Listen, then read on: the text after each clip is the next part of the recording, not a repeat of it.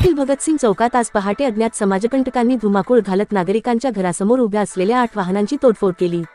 विशेष म्हणजे ही घटना पोलीस मदत केंद्राजवळच घडल्याने पोलिसांच्या कार्यक्षमतेवर गंभीर प्रश्नचिन्ह निर्माण झाले आहे। या घटनेमुळे स्थानिक नागरिकांमध्ये मोठी भीतीचे वातावरण पसरले आहे। सप्टेंबर 17 रोजी झालेल्या टोळीयुद्धातील आरोपीच्या घराच्या परिसरात ही तोडफोड झाल्याने या घटनेचा संबंध त्या वादाशी जोडला जात आहे। पहाटे 8 ते 10 अज्ञात व्यक्तींनी धारदार शस्त्रांच्या जोरावर ही तोडफोड केली। यात 3 चाकी तसेच 4 चाकी वाहनांचे मोठे नुकसान झाले आहे। घटनेची माहिती मिळताच पोलिसांनी घटनास्थळी धाव घेतली। सीसीटीव्ही फुटेजच्या आधारे आरोपींचा शोध सुरू करण्यात आला आहे।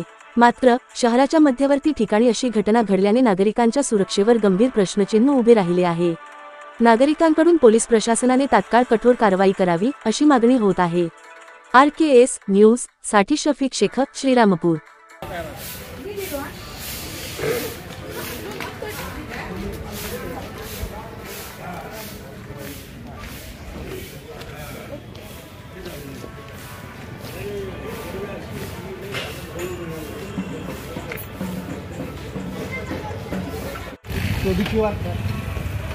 किती वाजता